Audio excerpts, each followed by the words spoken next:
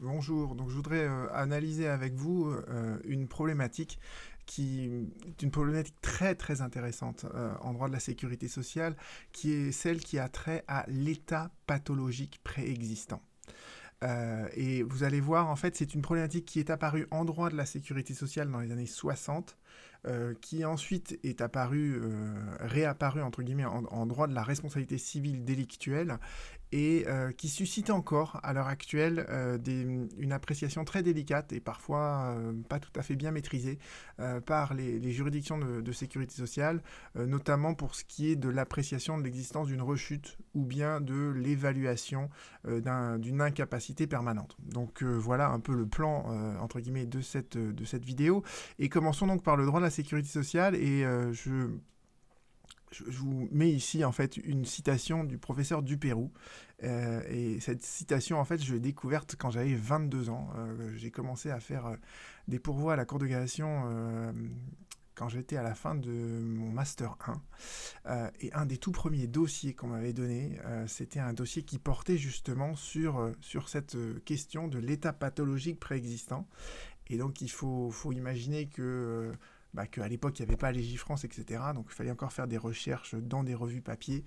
En faisant mes recherches, je tombe sur cet article de Monsieur Dupérou et je tombe sur cette phrase qui, à l'époque, vous voyez à quel point on peut être impressionné par ça. Et le professeur Dupérou dit c'est un des problèmes les plus obscurs, les plus ingrats, les plus décourageants du droit de la sécurité sociale, et en même temps un des plus passionnants. Et c'est vrai que dans ce dossier, déjà à l'époque, je me rappelle, c'était une question de surdité. Un monsieur dont on avait reconnu en fait que sa surdité, elle était liée à ses conditions de travail. Donc c'est bien une maladie professionnelle. Et en fait, sa surdité, elle s'était aggravée. Donc il avait fait l'objet d'une rechute, et il avait demandé à faire reconnaître cette rechute. Et à l'occasion de l'appréciation de sa rechute, on avait dit, mais non, attendez, en fait, sa surdité, elle résulte d'un état pathologique préexistant qui évolue sur son propre compte. Donc en fait, on ne reconnaît pas la rechute. Et vous voyez que c'est un peu problématique. Si on considère que la maladie, la surdité, c'est une maladie professionnelle, ça veut dire que c'est une maladie qui a été causée par le travail. C'est très délicat de dire que la rechute de cette maladie, elle n'est en rien imputable au travail. Vous voyez, c'est ça cette problématique de l'état pathologique préexistant, c'est de dire la victime, elle avait dans son état de santé quelque chose de pathologique qui préexistait à l'accident du travail, à la survenance de la maladie professionnelle. Et quelle est en fait la part, l'importance qu'a cet état pathologique dans la survenance de l'accident ou de la maladie, et surtout dans les conséquences, dans les séquelles permanentes que cet accident ou cette maladie ont pu engendrer dans son état de santé. Et est-ce qu'à un moment donné, finalement, l'accident du travail, ses conséquences, elles se sont aménuisées dans le temps? Et est-ce qu'au bout d'un certain nombre de mois, voire d'années, est-ce que finalement, on n'est pas juste en présence de l'évolution de cet état pathologique préexistant qui n'a été que révélé par l'accident, par la maladie professionnelle? Vous voyez, c'est une problématique qui est très compliquée, ou est-ce qu'on doit au contraire se dire, mais non, l'accident, il a révélé cet état pathologique qui ne se manifestait pas auparavant, et donc toujours, on devra tenir compte de la réalité de cet accident du travail qui ne s'estompe pas avec le temps. Donc vous voyez, c'est une problématique qui est passionnante, et alors, en 1971, c'est vrai que ça pouvait être ingrat et obscur même pour un esprit aussi brillant que Monsieur Dupérou. Et depuis 71, en fait, la Cour de cassation a eu l'occasion de statuer à de nombreuses reprises sur cette problématique. Et donc, je synthétise en fait toute cette jurisprudence, et vous retrouverez évidemment toutes les références, tout ce que j'ai écrit là sur le site 1dedroit.com, dont je ne fais que dérouler finalement et vous expliquer sous forme de vidéo son contenu. Donc la jurisprudence de la Cour de cassation, maintenant, elle est assez claire. En fait, la question de l'état pathologique préexistant, elle se pose d'abord, et ça c'est le plus important, elle se pose au moment de la reconnaissance de l'existence d'un accident du travail. Et en fait, l'état pathologique préexistant, il permet d'écarter la présomption d'imputabilité. C'est-à-dire que vous rappelez qu'on vous dit que la lésion qui apparaît au temps et au lieu du travail, elle est présumée être d'origine professionnelle. Sauf si on arrive à rapporter la preuve d'une cause qui est totalement étrangère au travail, et l'état pathologique préexistant, c'est justement une de ces causes qui est totalement étrangère au travail. Cependant, et c'est ça qui est important, c'est comment la Cour de cassation a défini cet état de pathologie préexistant, il faut que ce soit, voyez-vous, la manifestation spontanée d'un état pathologique.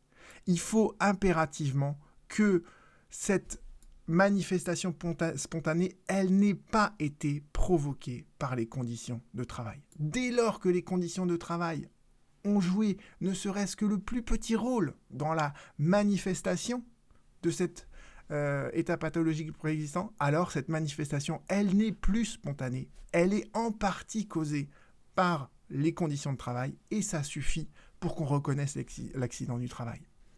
D'accord ?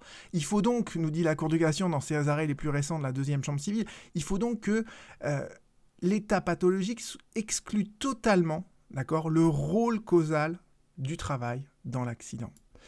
Et encore une fois, vous retrouvez toujours cette formulation, il faut que ce soit exclusivement dû à l'état pathologique, etc. Et réciproquement, comme je viens de vous le dire d'ailleurs, dès lors qu'on a pu identifier que la pathologie a pu jouer un rôle, mais qu'elle ne s'est fait révéler qu'à l'occasion du travail, eh bien ça suffit pour reconnaître l'origine professionnelle de l'accident de travail. Dès lors que finalement, les conditions de travail ont joué, ne serait-ce qu'un tout petit peu, elles ont aussi leur source dans la manifestation de ces lésions, eh bien ça suffit pour qu'on reconnaisse l'accident du travail. Donc vous retrouverez en fait toutes ces références de jurisprudence, mais vous voyez bien qu'il faut impérativement que finalement le travail n'ait joué aucun rôle, que en fait l'aggravation soit complètement détachable des conditions de travail, et c'est à ces conditions-là en fait que l'état pathologique préexistant joue le rôle d'une cause qui est totalement étrangère au travail. Alors, voilà comment on synthétise en fait tout le droit de la sécurité sociale. Et en droit de la responsabilité civile délictuelle, finalement, on a retrouvé cette problématique. On retrouve cette problématique et on la retrouve dans le cadre donc du préjudice corporel. Une victime peut parfaitement avoir un état pathologique préexistant, d'accord ? Mais dès lors que c'est à partir de l'accident, du fait dommageable, nous dit la Cour de cassation, que cette pathologie s'est révélée et a été provoquée, eh bien en fait, le responsable, celui qui a causé le fait dommageable, doit indemniser en fait tout le préjudice corporel, quand bien même il est pour une grande partie attribuable à cet état pathologique préexistant, mais cet état pathologique préexistant, il ne s'était pas manifesté jusqu'alors, il a été provoqué, il a été révélé par le fait dommageable, et ça suffit pour caractériser un lien de causalité entre le fait dommageable et le préjudice corporel qui est apparu. D'accord ? Et on le voit à propos, donc, c'est quelque chose qu'on retrouve très souvent en fait dans les troubles musculo-squelettiques. Donc là, on le voit à propos d'une sciatique, et c'est vrai que la sciatique, vous voyez que c'est un processus qui est évolutif. L'usure des disques, elle peut se faire par la vie de tous les jours, et puis à un moment donné, elle est révélée par un accident qui peut se produire donc là dans le cadre de la responsabilité civile délictuelle, mais comme il peut se produire également dans le cadre des conditions de travail, d'accord ? Et donc vous lirez avec plus attention tout ça, toutes les références que je cite. J'en arrive maintenant en fait à la dernière question, qui est celle en fait de l'incidence de l'état pathologique préexistant dans l'appréciation en fait de l'incapacité, de l'aggravation de l'incapacité permanente. Alors les développements qui suivent, c'est une analyse personnelle, d'accord, qui s'appuie donc sur des décisions de la Cour de cassation, mais ça reste une analyse personnelle, je tiens à le préciser. Alors il faut d'abord comprendre que l'incapacité permanente, on l'évalue, d'accord, ça fait l'objet d'un contentieux particulier devant les juridictions de sécurité sociale. Et ce qu'on essaye d'évaluer, en fait, c'est à quel point l'état de santé de la victime ampute, en fait, pour schématiser, parce que c'est très compliqué l'incapacité permanente, ça ampute, en fait, ses facultés à pouvoir gagner sa vie. Donc, en fait, la rente qu'on verse à la victime, elle tient compte justement de ça, de la perte de ses gains professionnels. Elle n'indemnise pas que ça, malheureusement, mais on ne peut pas rentrer dans le détail là-dessus, parce que là, on va s'arracher les cheveux. Mais voilà, il faut comprendre que on évalue une incapacité permanente de manière à pouvoir verser une rente à la victime, et cette rente, elle indemnise en fait les pertes de gains professionnels. Et là où ça devient compliqué, c'est que la victime, à partir du moment où elle est victime d'un accident du travail, on va lui reconnaître une première incapacité permanente. D'accord ? Et ensuite, comme je vous l'ai dit, à chaque fois que son état de santé s'aggrave, on va réévaluer cette incapacité permanente. Et ce qui peut se passer, c'est ce qui s'était passé dans le dossier en cours que j'évoque à travers les paragraphes que vous voyez là, c'est que lors d'une réévaluation de son incapacité, de son taux d'incapacité, la juridiction de sécurité sociale a dit à la victime, en fait, toute cette nouvelle incapacité, elle résulte uniquement de l'évolution de votre état pathologique préexistant. Et je ne peux pas considérer que cette aggravation de votre état de santé, c'est rattachable à l'accident du travail dont vous avez été victime originellement. Et c'est ce que je vous disais au début de cette vidéo. Vous voyez, au bout d'un certain temps, on a l'impression que l'accident du travail, il a une part de plus en plus faible, de plus en plus infinitésimale, au point de devenir insignifiante dans l'aggravation de l'état de santé de la victime que l'on attribue exclusivement à l'évolution spontanée de son état de santé qui préexistait même s'il ne s'était encore jamais manifesté avant l'accident du travail. Et selon moi, on ne peut jamais faire abstraction de l'accident du travail. Pourquoi ? Parce que c'est l'accident du travail qui a révélé voyez, la pathologie. D'accord ? Et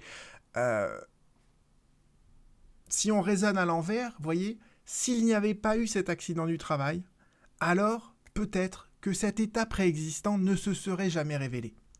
Et c'est ça que je trouve très délicat et dangereux dans le raisonnement des juges, c'est de dire, au bout d'un certain temps, l'accident du travail devient insignifiant, et donc toute l'aggravation, en fait, elle est due à cet état pathologique préexistant. Et ça, c'est une manière de réécrire, en fait, l'histoire, le vécu d'un salarié. D'accord ?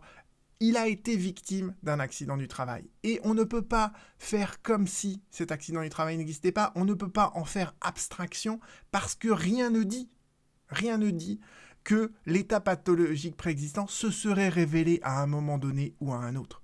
Il aurait pu rester dormant toute la vie du salarié. D'accord ?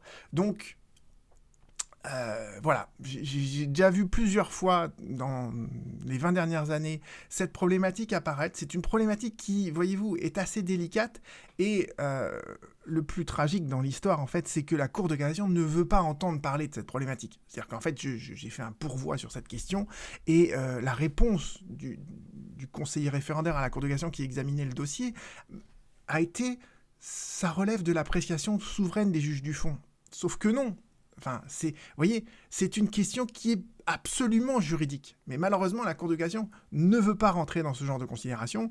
Donc je me suis dit que ça valait le coup d'en faire une vidéo et que voilà, n'hésitez pas à reprendre cette problématique si vous en avez besoin, avec toutes les références qui sont mentionnées donc, sur cet article que je publie sur arnaudroit.com.